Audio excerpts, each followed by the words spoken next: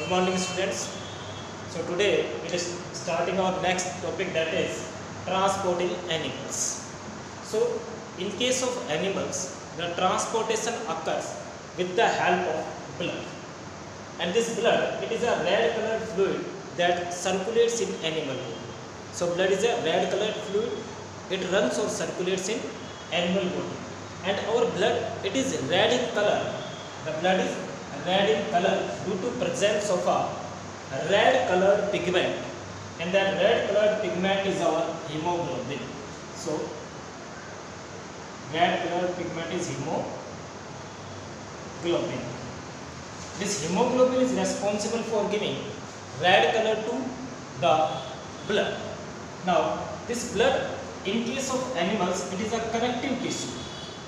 Blood is a connective tissue, and it consists of three different types of cells.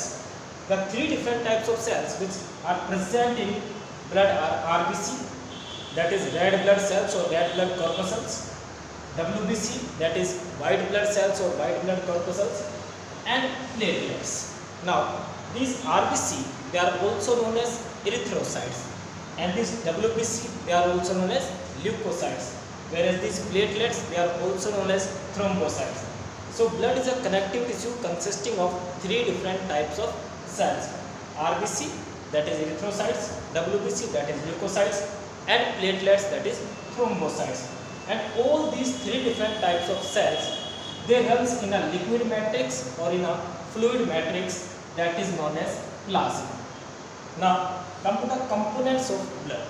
So each of these components we will study in details. So blood components are plasma, WBC, RBC, and platelets. Now we will study each of them in details. Now the first one is plasma. So this plasma, it is a liquid or fluid part of blood. Second thing, this plasma, it consists of 90% of water, and rest of 10% in plasma, it consists of the digestive food, the proteins, waste material, and common salts. Whereas the WBC, the RBC, and platelets, they are present in plasma in floating form. So this plasma, it is a fluid or liquid part of blood in which WBC, RBC, and platelets are present in floating form. This plasma, it consists of 90% of water, and rest of 10% it consists of proteins, the digestive food, the waste material, the minerals or the common salts. So all these are present in the plasma. Now our second component of blood is RBC. This RBC, it is also known as red blood cells or red blood corpuscles, or they are also known as erythrocytes. These RBC, they contains hemoglobin, and this hemoglobin provides red color to blood. Second, the lifespan of each RBC cell is near about 120 days. So the lifespan of RBC is 120 days, and these RBC, they do not contain nucleus. That means the nucleus is absent in RBCs. Further, these RBCs they are biconcave shaped cells. So their shape is biconcave type.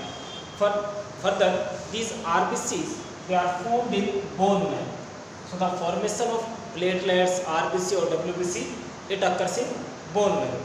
In case of an adult healthy male, the number of RBCs near about 5.4 millions of RBCs per microliter of blood. And in case of an adult healthy female, the number is near about 4.8 millions of RBCs per microliter of blood. So in case of human beings, these RBCs, they are responsible for the transport of oxygen and CO. These RBCs contains hemoglobin. In lungs, this hemoglobin binds with oxygen and results in the formation of oxyhemoglobin. So oxygen in the form of oxyhemoglobin, it is carried by blood to our different cells, and it is supplied to the cells. These cells, with the help of oxygenation, they carry with the help of oxygen, they carry out the respiration process, and after respiration they produces the CO2 or carbon dioxide. This CO2 again binds with hemoglobin. It results in the formation of carboxyhemoglobin, and CO2 in the form of carboxyhemoglobin. It is carried by blood up to lungs, and then through respiratory system it is removed out of human body. So this blood, this RBC, it performs the main function of transport of oxygen and CO2 inside our body. Now we will study about the next component, that is WBC. So the next component of present in blood is WBC, which are also known as leukocytes. WBC, that is white blood cells.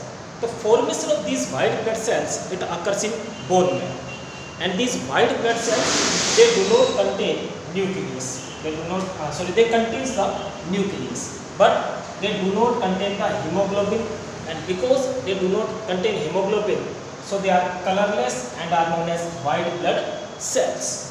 Further, the number of these WBC in case of human, healthy human or adult human, it ranges from 6,000 to 8,000 per microliter of blood. These WBC, they are also known as the cells of our immune system. Why they are known as cells of our immune system? Because they are responsible for fighting against the pathogens, the germs, or the infectious substances or the antigenic substances which enters in human body. And because they fight against germs or pathogens, they are known as soldiers of human body.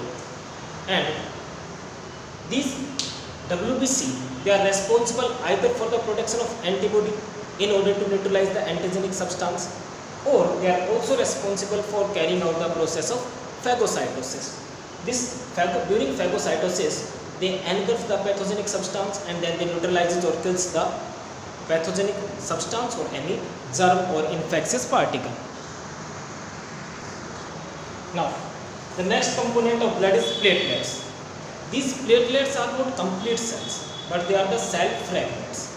And these cell fragments, they are formed from megakaryocytes. They are formed from megakaryocytes. The number of platelets in case of human beings, it varies from 1.5 lakh to 3.5 lakh per microliter of blood. Further, these platelets, they are also known as thrombocytes, and secretion of these thrombocytes, it plays important roles in clotting of blood. So the clotting of blood is the function of platelets in our blood. If we lose the excessive amount of platelets or the number of platelets gets decreases, then it may result in excessive bleeding, and this excessive bleeding may cause the death. As in the case of dengue, as you know, the number of platelets decreases, due to which the oxygen supply to different body parts, the liquefaction of blood occurs, and at that time the bleeding can start from any part of our body which cannot be stopped. Why it cannot be stopped?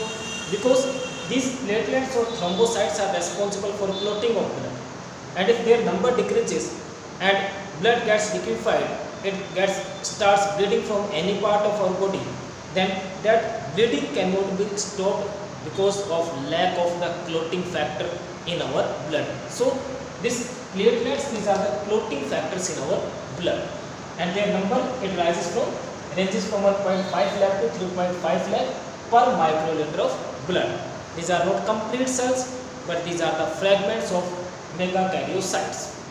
And these platelets, their formation also occurs, so they are formed in bone marrow. Their formation occurs in bone marrow. So either RBC, WBC or platelets. The formation of all these three types of cells occurs in our bone marrow. Now we will study about the functions of blood. So the functions of blood, the first function of blood, the most important function of blood is that blood is responsible for transport of O2 and CO in our body. It is also responsible for transport of nutrients, digested food, waste material. So this blood, it is responsible for transport of O2 and CO2. It is responsible for transport of nutrients. It is responsible for the transport of food, that is digestive food. It is responsible for the transport of waste material. Second thing, blood in our body is also responsible for maintaining, or blood maintains body temperature, pH and water content. Further, in case of animals, this blood, it is also responsible for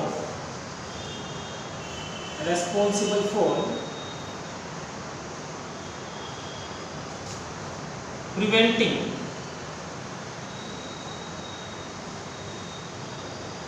blood loss